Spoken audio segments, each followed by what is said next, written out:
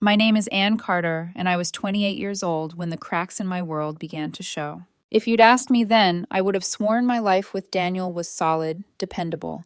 Maybe not the kind of whirlwind romance you'd see splashed across Instagram, but something stronger, something built to last.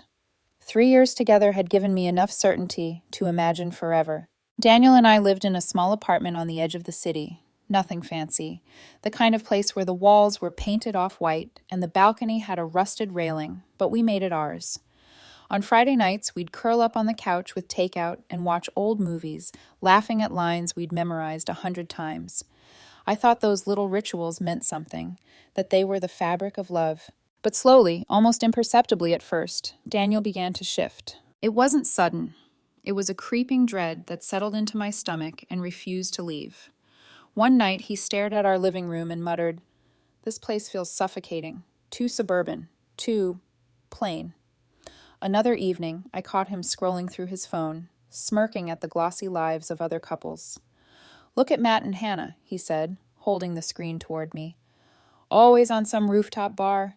They're living." His voice carried something sharp. Disdain, maybe, as if we weren't. I brushed it off. People go through phases, I told myself. He was just restless. But the comments didn't stop. He compared me to women I'd never met. Coworkers, friends of friends, strangers with filters, and curated vacations. "Why don't you try dressing up more?" he'd ask casually, almost kindly. "Lena from the office always looks so put together." I laughed it off, pretended it didn't sting, but each word cut deeper than he realized. And here's the part that still gnaws at me. I gave. When his father was in the hospital for weeks, I drove Daniel there every single day, no matter how exhausted I was after work. When he quit his stable job to chase a new career, I worked overtime to cover most of our bills. I even surprised him with a trip to his favorite coastal town, scraping together the money just to see him smile. That was me, giving, supporting, steady, his anchor. But somewhere along the way, Daniel stopped seeing my love as devotion and started treating it like a flaw. My presence became too predictable. My loyalty became boring. The real turning point, though, came not with his words, but with silence. The kind of silence that fills a room when you know someone's attention has already drifted elsewhere. I noticed it on the nights he stayed late at work, coming home with excuses that tasted too rehearsed. I noticed it in the way he laughed at messages on his phone, tucking it away the second I entered the room. I noticed it most in the way his eyes began to search for something, or someone, outside of me. I told myself I was imagining it, that I was paranoid, that Daniel would never, but in my bones I knew. One evening, he left his phone on the bed while stepping out to grab a glass of water. A simple moment, one I wouldn't have thought twice about before, but the screen lit up, casting a glow across the sheets, and a notification appeared. "Lena, can't wait to get away this weekend. Are we still on for the cabin?" The words hit me like a physical blow. My chest tightened, and the room seemed to tilt. My hand trembled as I reached for the phone, torn between the desperate need to know and the guilt of crossing a line. I scrolled. There it was, undeniable. Messages stacked one after another. Flirtatious jokes, late-night confessions about his boring life, and plans for a weekend getaway. He hadn't just found someone new. He was building a secret life with her. My breath came in shallow bursts. A hot rush of betrayal surged through me, yet my body felt cold. That was the moment I realized the man I thought I knew had already left me. When Daniel walked back in, water glass in hand, I couldn't form words. All I could do was hold out his phone. My fingers shook, my lips pressed tight against the storm brewing inside me. The look on his face, it wasn't panic, it wasn't guilt, it was irritation. He snatched the phone from me, his jaw tight. "What the hell, Anne? Snooping through my phone? That's a complete invasion of privacy." I wanted to scream, to demand answers, but my voice cracked into a whisper. "The cabin. Who is she, Daniel?" He sighed, rolling his eyes with a casual cruelty that sliced me open. He sat on the edge of the bed, not with shame, but with condescension. "Okay, so you saw it. What do you want me to say?" "Lena's interesting. She makes me feel alive. She's exciting." My throat closed. "You're planning a trip with her. We've been together 3 years. His voice sharpened. "And you think that's enough? Anne, you're just too easy, too safe. You're the kind of woman a man settles for when he's ready to give up on life. I'm not ready to settle." Those words, they weren't just rejection. They were erasure. as if everything I'd poured into him, the sacrifices, the love, the endless support, had been reduced to nothing more than background noise in his pursuit of excitement. Tears blurred my vision, but I didn't let them fall. I didn't give him that. Instead, something inside me shifted. A strange, eerie calm washed over me. The anger, the desperation, the disbelief, all of it dissolved into clarity. I saw him for what he truly was. Not the man I thought I'd build a life with, but someone cruel, restless, and incapable of valuing what he already had. So I nodded once, just once, and I started packing. I didn't yell. I didn't throw things. I didn't demand apologies he was never going to mean. I folded a week's worth of clothes into a bag, tucked my laptop under my arm, and slipped the shoebox of old Polaroids, the only piece of us I wasn't ready to abandon, into the side pocket. Daniel sat there, muttering under his breath, pretending my silence was more childish than his betrayal. I walked past him without a word, past the living room where we'd shared countless nights, past the front door that had once felt like the threshold to a home. The door clicked shut behind me. That sound was the only closure I received, and maybe the only closure I needed. The days after I walked out blurred together like watercolor left in the rain. I stayed at my friend Chloe's apartment, a cramped 2-bedroom she shared with her fiancé. Chloe didn't ask many questions, and for that I was grateful. Sometimes she'd just sit with me in silence, setting a cup of tea on the table without a word. Other times, she'd let me rant until my voice cracked. She knew better than to pry for details I wasn't ready to spill. But the truth followed me everywhere, even in silence. Every time I closed my eyes, I saw the words on Daniel's phone. Every time I heard a buzz, I expected another message meant for her, not me. Betrayal isn't loud. It's quiet. It's the sound of a heart being hollowed out from the inside. Daniel's first text arrived within hours of me leaving. Daniel, look, I know you're upset. Can we just talk about this like adults? Like adults, as if I were a child throwing a tantrum. I didn't respond. The next day, another message. Daniel, where are you? Your stuff is still here. We should sort this out. I muted his number. My silence was the sharpest blade I had. Still, the quiet of Chloe's apartment pressed in on me. I wasn't angry in the way people expect. No screaming into pillows, no throwing things against the wall, just a numbness that terrified me more than rage ever could. I started running again, for the first time in years, lacing up my sneakers, pounding the pavement until my lungs burned, until the rhythm of my heartbeat drowned out his voice in my head. It was the only time I felt even remotely free. But healing is never linear. One evening, Chloe came home from work, dropping her bag with a sigh. She hovered by the doorway, hesitant. I ran into someone today, she said carefully. I looked up from my tea. Who? Lena. The name landed between us like a stone. Chloe sat across from me, her expression equal parts pity and warning. She was with some coworkers. She didn't see me, but I overheard enough. I braced myself. Apparently, she and Daniel have been inseparable. Dinners, trips, parties, the whole picture-perfect thing. At least that's what she tells everyone. My stomach twisted, but Chloe wasn't done. But then I heard her complaining about him. How he disappears for days without a word. How he mocks her for being clingy. How he makes her feel desperate. The irony cut deep. Daniel had once told me I was too desperate to be loved. Now he was telling her the same. I almost laughed, but the sound caught in my throat. Instead, I whispered, "Of course." Chloe reached for my hand. "Anne, you know this isn't about you, right? This is who he is. It's not your fault." I nodded, though my chest still ached. Logic and emotion never march in step. Later that night, lying awake on Chloe's couch, I stared at the ceiling and thought about Daniel's words. "You're too easy, too safe, the kind of woman a man settles for." For the first time, I let myself consider something dangerous. Maybe being safe wasn't a weakness. Maybe it was my strength. Maybe Daniel was chasing chaos because he couldn't stand the mirror of stability I held up to him. That thought didn't erase the pain, but it lit the first fragile spark of clarity. 2 weeks later, Daniel escalated. Blocked from my phone, he started calling from numbers I didn't recognize. At first, I ignored them, but curiosity got the better of me once. I answered. His voice was low, almost sulking. "Anne, come on. Don't be like this. You know we're good together. I needed something different. That doesn't mean I don't love you." The audacity left me stunned. He wanted me waiting in the wings, a safety net in case Lena disappointed him. I forced my voice to stay calm. Daniel, you don't get to cheat, humiliate me, and then call it love. Don't ever contact me again. I hung up before he could reply. My hand trembled, but for once it wasn't from weakness. It was from strength, but Daniel wasn't finished. A week later, Chloe found me in the kitchen, pale as paper. And you should know, Daniel's been asking around about you.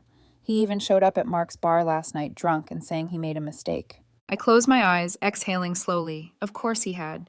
Daniel wasn't mourning me. He was mourning control. And deep down, I knew this was just the beginning. Because men like Daniel don't let go easily. The silence was both my enemy and my salvation. In the first weeks after leaving Daniel, I learned just how deafening quiet could be.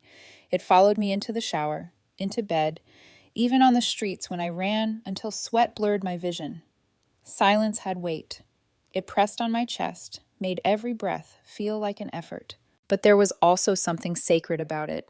It was mine. For the first time in 3 years, I wasn't bending my life around Daniel's moods, his restlessness, his contempt disguised as charm. My silence meant he couldn't reach me, couldn't twist my love into something pitiful. I leaned into it. I deleted social media, at first just to avoid seeing his face, but soon I realized how much space it freed in my head. No endless comparisons to other women. No curated snapshots of perfect couples that Daniel had used like weapons against me. A week later, I reactivated my accounts, but this time I unfollowed every mutual friend. A clean sweep. I didn't want to see a trace of him. I also kept running. It started as an escape, but soon it became a ritual. Every morning before sunrise, I'd lace up my shoes and pound the pavement. With each mile, I shed another layer of who I'd been with him. My lungs burned, my legs ached, but my mind cleared. For 30, 40, 50 minutes, I was weightless. Chloe noticed the change. "You're getting faster," she said one morning when I came back flushed, dripping sweat, and stronger. Her words startled me. Stronger. It had been so long since I'd felt that way. But healing wasn't a straight line. Daniel kept trying to claw his way back into my life. Even blocked, he found ways. New numbers, mutual friends, his mother. His persistence would have been laughable if it weren't so invasive. One afternoon, my phone buzzed with an unfamiliar number. Against my better judgment, I answered. A pause, then his voice. "Anne, it's me. Please, just hear me out." I stayed silent, the phone cold against my ear. "I messed up, okay? But you don't just throw away 3 years over one mistake. We were good together. You know we were." The fury I thought was gone flared. "One mistake?" My voice trembled, but not from weakness. "You built a whole other life behind my back, Daniel, and you want me to pretend it was just a slip?" His tone shifted, colder now. "You're being dramatic. Lena means nothing. She was just an option. I always knew you were the safe choice." Safe choice. The words snapped something inside me. "I'm not an option," I said, my voice low and steady. "And I'm not your safety net." I hung up before he could reply. My hands shook, but for the first time I felt steady inside. That night, I lay awake on Chloe's couch, staring at the ceiling fan. Daniel's words kept echoing. The safe choice. Once I would have believed him.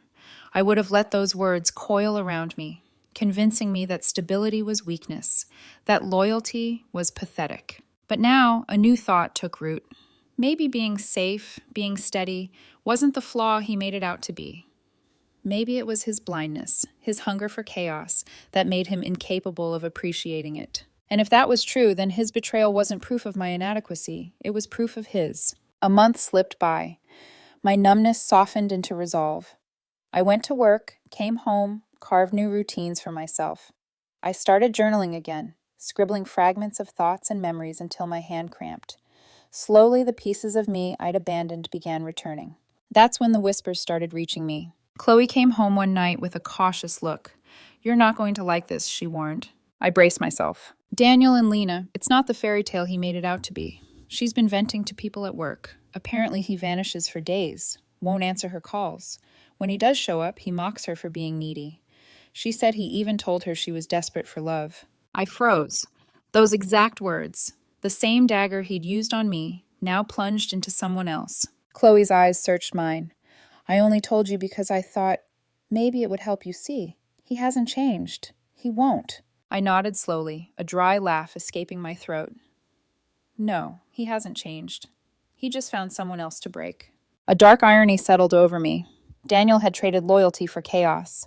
and now he was drowning in the very storm he'd craved. For the first time, I didn't feel sadness or anger. I felt distance, like watching a play where you already know the ending. And deep down, I knew this was only the beginning of his unraveling. It happened slowly, almost imperceptibly, like a glass of water tipping in slow motion before shattering across the floor. Daniel's world, the glamorous, exciting one he traded me for, began to crack. At first, I only heard whispers. Chloe mentioned seeing one of Lena's friends at a bar. According to her, Lena was still posting endless pictures of rooftop dates, trips to wine country, and designer gifts. But behind the curated photos, the truth was unraveling. Daniel wasn't the free-spirited, adventurous man he sold himself as. He was erratic, cold one day, overly affectionate the next. He would vanish for entire weekends without warning, then reappear as though nothing had happened. When Lena demanded answers, he'd smirk and tell her she was paranoid, too needy, too desperate. I didn't need to imagine her face when he said those words. I already knew the sting of them. Irony has a cruel way of circling back. The same barbs that once gutted me were now tearing into her. My phone began buzzing again, this time with desperation that bled through even blocked numbers. Unknown calls, voicemails that started lighthearted. "Anne, come on, don't ignore me, this is childish," but soon turned darker. One message was just him breathing, ragged and uneven. Another was his voice, low and breaking. "Please, I don't know what I'm doing. I need you." I listened once, then deleted it, because what he needed wasn't me. What he needed was someone to clean up the wreckage of his choices, and that was never going to be me again. Then came the third-party messengers. A text lit up my screen one morning. Chloe, not my Chloe, his Chloe. "Hey, Anne, this is Chloe. I know we don't really know each other, but Daniel's not doing well. He said he misses you, that he made a mistake. I think he really needs you right now." I stared at the message until the words blurred. He hadn't changed. He was using his friends now, the same way he once used my loyalty. I typed back carefully. "Chloe, I appreciate you reaching out, but Daniel and I are done. I wish him the best, but I'm not the person who can help him." Polite, firm, final. And then I blocked her number too. The escalation didn't stop. A week later, my phone rang with a number I didn't recognize. I almost ignored it, but something made me answer. "Anne, honey, it's Mrs. Collins." Daniel's mother. Her voice was soft, trembling. My throat went dry. "Oh, hello." "I'm so sorry to call you like this. Daniel's been so low. He says he ruined everything. He told me you're the only one who ever really understood him." I gripped the phone tighter, anger and pity warring inside me. "Mrs. Collins, I truly wish him well, but I can't be that person for him anymore." "But Anne," she pressed gently, almost pleading, "you made him happy. He was better with you. Please, can't you just talk to him?" My voice hardened, even as guilt prickled my chest. "I'm sorry. That chapter of my life is over." I hung up before she could reply, my heart pounding. It wasn't lost on me, the cruel audacity of it all. His mother begging me to save him, as though I hadn't already tried, as though 3 years of giving and breaking myself had been erased. But the final desperate attempt wasn't through a text or a call or his mother's voice. It was Daniel himself. He showed up at Chloe's building one Saturday afternoon. I only knew because I heard the knock, sharp and insistent, and when I opened the door, there he was. Disheveled, hollow-eyed. His once neatly styled hair was a mess, his clothes wrinkled and hanging loose. He looked smaller somehow, as though his chaos had devoured him from the inside. "Anne," he breathed, his voice cracking. "Please, just talk to me. I was wrong. I miss you. I miss us." Tears clung to his lashes, but they didn't move me the way they once would have. Because for the first time, I wasn't seeing him through the lens of what he could be. I was seeing him exactly as he was. And he wasn't mine anymore. I didn't yell. I didn't cry. I simply looked him in the eye and said, "Go home, Daniel." Then I closed the door in his face. My hands shook as the latch clicked into place, but inside I felt something I hadn't in months. Peace. It struck me then. Karma isn't lightning. It doesn't strike fast and furious. It's a slow unraveling, thread by thread, until everything someone clung to slips through their fingers. Daniel had traded loyalty for chaos, and chaos had swallowed him whole. And all I had to do was step aside and let it. 6 months had passed since I last saw Daniel on Chloe's doorstep. By then, my life had reshaped itself in quiet, steady ways. I had moved into my own apartment. Small, sunlit, with a balcony just big enough for 2 chairs and a potted fern I couldn't keep alive, but it was mine.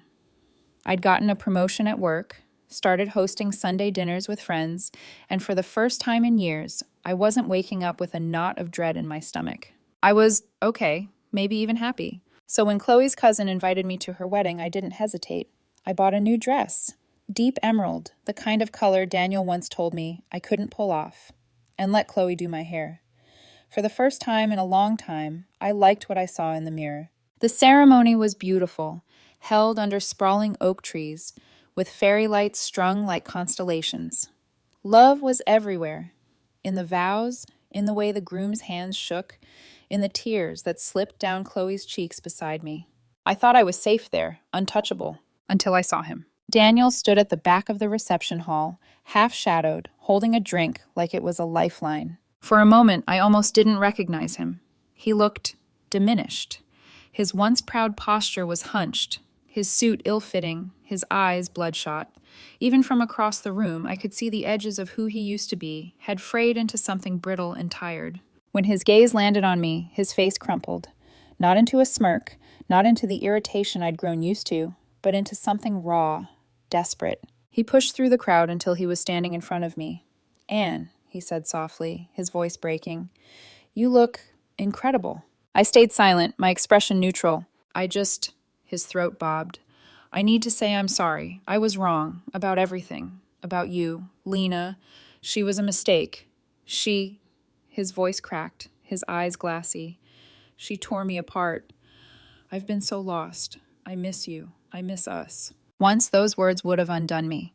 I would have reached for him, clung to the familiar, let myself be swept back into the storm. But not this time. I tilted my head, studying him. Calmly, I asked, "Do you remember what you told me? That I was too easy, too safe, that I was the kind of woman a man settles for when he gives up on his dreams." His face twisted with shame. "I didn't mean—" "Yes, you did." My voice was steady, even gentle.